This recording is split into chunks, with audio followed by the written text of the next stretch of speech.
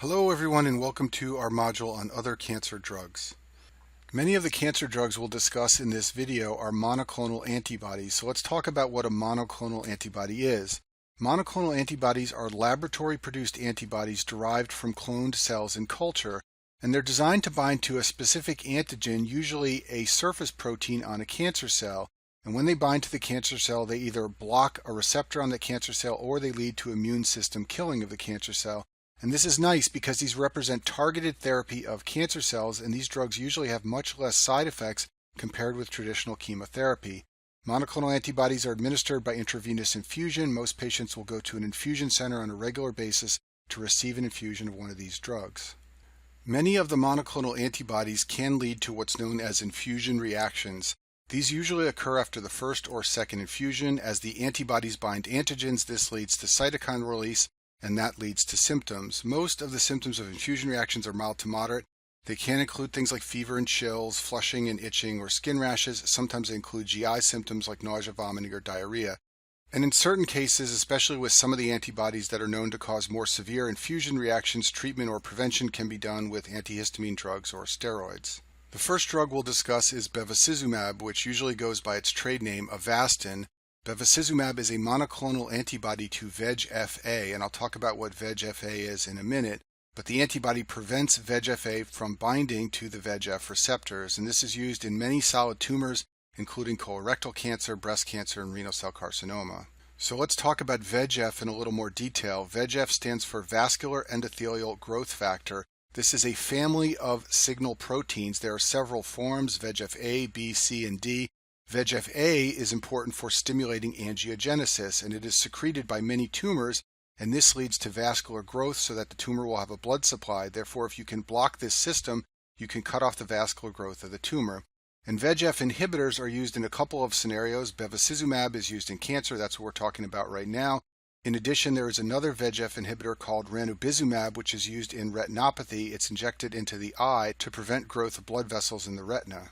To understand the toxicity of bevacizumab, you need to appreciate that the VEGF system mediates vasodilation via nitric oxide. Therefore, if you inhibit the VEGF system, you get vasoconstriction. For this reason, cardiovascular adverse effects are common among patients receiving bevacizumab. These patients can develop hypertension. Also, clinical trials have shown an increased risk of arterial thromboembolism in patients receiving VEGF inhibitors. This includes myocardial infarction and stroke and TIA. There are also other adverse effects related to other actions of VEGF. VEGF is important for wound healing, so patients receiving these drugs display delayed wound healing. In addition, there is more bleeding among patients receiving these drugs because VEGF is important for maintaining the health of blood vessels. Next, we're going to talk about drugs that interfere with the EGF system. So let's talk about that system in general first. So EGF stands for epidermal growth factor. It is a molecule that stimulates cell growth and differentiation. It does this by binding to the EGFR, the epidermal growth factor receptor. This is a tyrosine kinase receptor, and what that means is that the receptor contains tyrosine amino acids, which will become phosphorylated when the receptor is activated. Thus, the EGF-EGFR binding leads to phosphorylation of tyrosine residues in the receptor, and the phosphorylated EGFR leads to downstream effects that lead to cell growth and differentiation. And it turns out that the EGFR is overexpressed in many tumors, and therefore it is a target for therapy. And here's a picture just to help this stick in your mind. So EGF molecules will bind to the EGFR. That will lead to phosphorylation of tyrosine amino acid residues on the EGFR, and that will lead to the downstream effects of the receptor.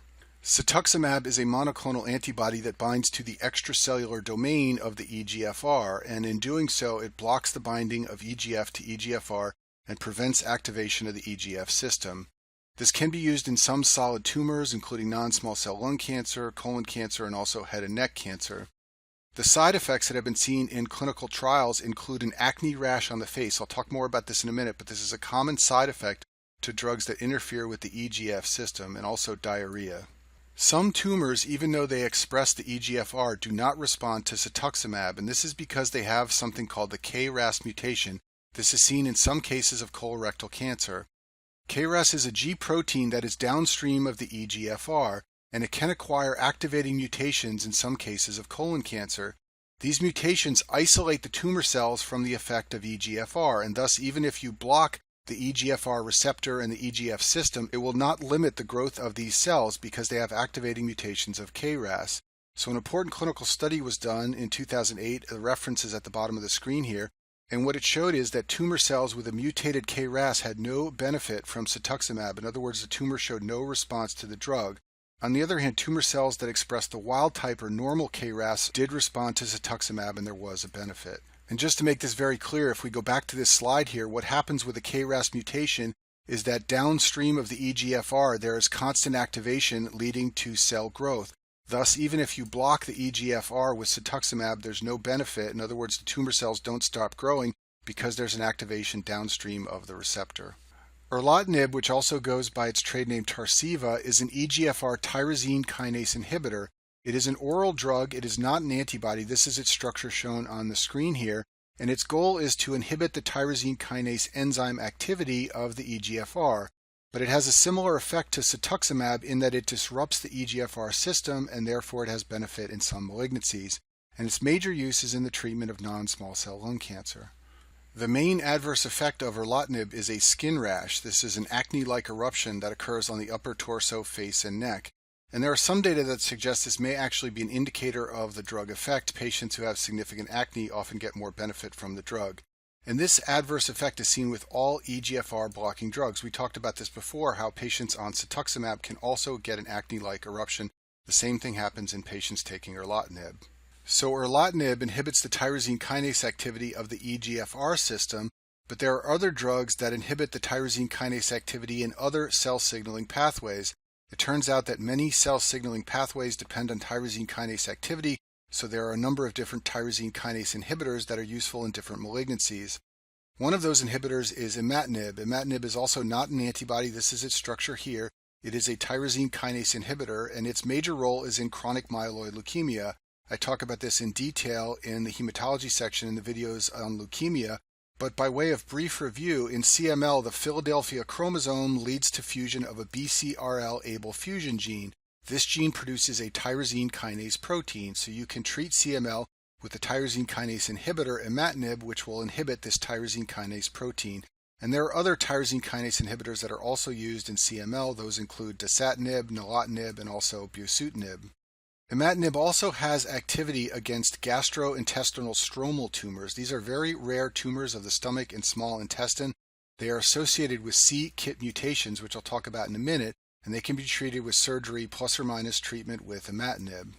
KIT gene mutations affect the KIT protein. It's also called the c-KIT protein. It is found on the surface of cells. It's also called CD117, and the KIT protein is a tyrosine kinase receptor. So it's a receptor that binds a ligand and has tyrosine kinase activity. Specifically, it binds the KIT ligand, which is also called stem cell factor, and this stimulates the growth of cells. So KIT gene mutations can lead to cancer. The KIT gene is a proto-oncogene. It's a gene that has normal function but also can become an oncogene. And KIT gain-of-function mutations are found in 95% of GI stromal tumors. Most of these cells are CD117 positive and they have a gain-of-function mutation of the KIT gene. And therefore you can treat GIST tumors with inhibition of the tyrosine kinase activity of this receptor using imatinib. Some of the adverse effects of imatinib are shown in this slide. It can lead to fluid retention. This is usually peripheral edema, as shown in this picture on the right side of the screen, or sometimes it is periorbital edema, as shown in this picture here. Rarely it can cause pulmonary edema and shortness of breath, and then imatinib is also associated with a skin rash. Our next drug is rituximab, which is a monoclonal CD20 antibody. It binds to the CD20 surface marker on B cells and leads to the depletion of B cells, and this is beneficial in B-cell malignancies and also in some autoimmune diseases where B-cell proliferation leads to overproduction of antibodies. Some of the B-cell malignancies where rituximab has been used include non-Hodgkin lymphoma and also CLL. The autoimmune disorders where rituximab is sometimes used include rheumatoid arthritis and also ITP. I talk about ITP in the platelet disorders video. In this condition, antibodies are produced against platelets that lead to platelet destruction. The first-line therapy is IVIG and steroids, and the second-line therapy is to remove the spleen. However, an alternative to splenectomy is rituximab. In some patients, this will lead to an improvement in the platelet count. The toxicity of rituximab has to do with the fact that rare cases of opportunistic infections have been reported among patients receiving this drug. Because it depletes B cells and dials down the immune system, opportunistic infections can occur. Some of the infections that have been reported include pneumocystis jirovecii pneumonia, cryptococcal meningitis, CMV colitis, and importantly, progressive multifocal leukoencephalopathy, or PML. This is caused by reactivation of the JC virus, and a couple of fatal cases have been reported in patients on rituximab. So any patient receiving rituximab who develops a new neurological symptom needs a workup for PML. And then finally, hepatitis B reactivation has also been reported to occur in patients on rituximab. Our next drug is tamoxifen. This is its structure shown at the top right of the screen here. Tamoxifen is a selective estrogen receptor modulator, or a SERM. It is an oral drug that's used in the treatment of breast cancer. It's useful in breast cancer because it's a competitive antagonist of the estrogen receptor found in breast cells. It's used in breast cancers where the tumor expresses the estrogen receptor. These are called ER-positive breast cancers. It can be used as part of primary therapy for the tumor, together with surgery and radiation and other chemo. It's also used for prevention in women who have recovered from breast cancer. In order to understand the effects of tamoxifen on the body, you need to appreciate that although it blocks the estrogen effects in breast cancer cells, it works as an estrogen agonist in other tissues, especially in the bone and the uterus. Recall that in the bone, estrogen promotes increases in bone density, and in the uterus, estrogen promotes endothelial growth. So both of these effects can be seen in women taking tamoxifen because of the estrogen agonist effects of the drug. The toxicity of tamoxifen includes hot flashes. You are blocking the effects of estrogen, so this is like causing menopause, and therefore menopausal symptoms can be seen. In addition, there is an increased risk of DVT or PE. This is because estrogen leads to an increase in clotting factors, so the estrogen agonizing effects of tamoxifen can cause this to happen. This is also seen in women taking birth control pills for the same reason. Because tamoxifen is a partial agonist to the endometrium, it can stimulate endometrial growth. So women on this drug can see endometrial proliferation and hyperplasia and polyp formation, and it may lead to endometrial cancer. Its use has been associated with invasive carcinoma and uterine sarcoma. And the major risk is in postmenopausal women who aren't having regular menstrual cycles where they shed the lining of the uterus. Let me mention the drug raloxifene, which is also called Evista. It is also a SERM, however, it is rarely used for breast cancer. It is more often used for osteoporosis. That's because it has estrogen actions on bone. It is anti-estrogen in the breast and uterus. So it's often used in osteoporosis in postmenopausal women because it will promote a rise in bone density. It's also sometimes used for prevention of breast cancer, but not for primary treatment. Just like tamoxifen, it may cause hot flashes, and just like tamoxifen, it's associated with DVT and PE. So tamoxifen blocks the estrogen receptor, and in doing so, it blocks the effect of estrogen on breast cancer cells. Aromatase inhibitors inhibit the enzyme aromatase, which leads to the production of estrogen, but the goal is the same as for tamoxifen. It's to block the stimulation of breast cancer cells by estrogen. So aromatase inhibitors are used in estrogen receptor positive breast cancers, just like tamoxifen. These drugs are only used in postmenopausal women. Premenopausal women have too much estrogen production coming from the ovaries, and these drugs are not effective. There are 3 drugs in this class: anastrozole, letrozole, and exemestane. Their structures are shown at the bottom of the screen. Exemestane is different from the others in that it has a steroid chemical structure, but all 3 of these drugs block the production of estrogen. It's produced in peripheral tissues, but it turns out it's also produced in significant amounts by breast cancer cells themselves, and therefore inhibiting the production inhibits the stimulation of breast cancers. These drugs all inhibit the enzyme aromatase, which leads to the production of estrogens. Aromatase converts androstenedione into estrone and testosterone into estradiol, and these are both estrogens, and therefore when you decrease their production, you decrease the amount of estrogens in the body and the stimulation of estrogen receptor positive breast cancer cells.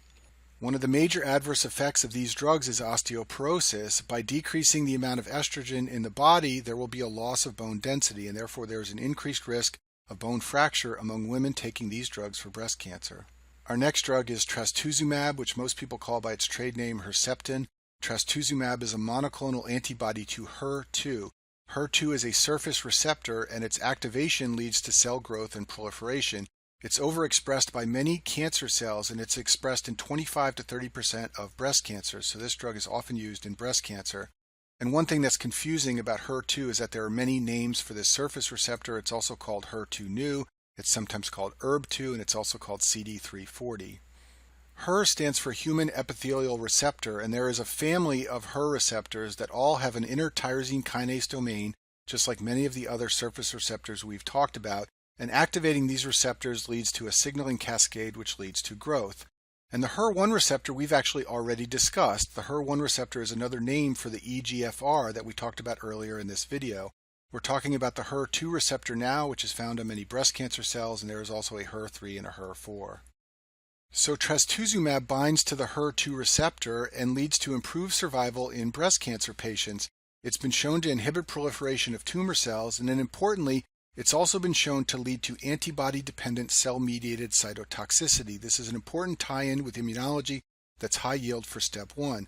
In the immunology section, I talk in detail about antibody-dependent cell-mediated cytotoxicity, but by way of review, this is a mechanism of killing cells by the immune system that does not involve phagocytosis. In antibody-dependent cell-mediated cytotoxicity, a cell is tagged by antibodies as shown in this left side of this picture here. An effector cell then binds to the Fc portion of those antibodies and releases toxic contents that kill the cell.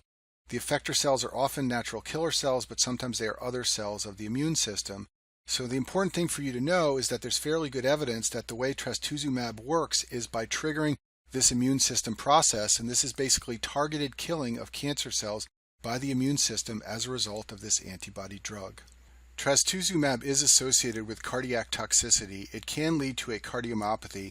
This is usually an asymptomatic fall in the left ventricular ejection fraction that is detected on routine imaging. However, in some cases it can lead to heart failure symptoms like dyspnea, fatigue, and edema.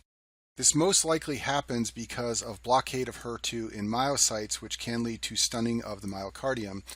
And importantly, this is a much less severe form of cardiotoxicity than is seen with anthracycline chemotherapy.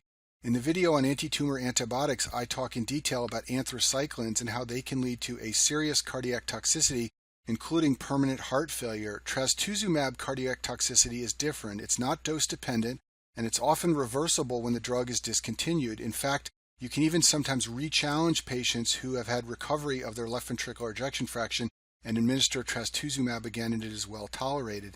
And if you do a biopsy of the heart in patients with cardiomyopathy on trastuzumab, you do not see necrosis.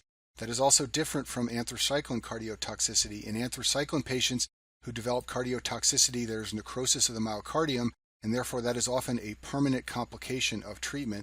Trastuzumab cardiotoxicity often resolves. And that concludes our video on other cancer drugs.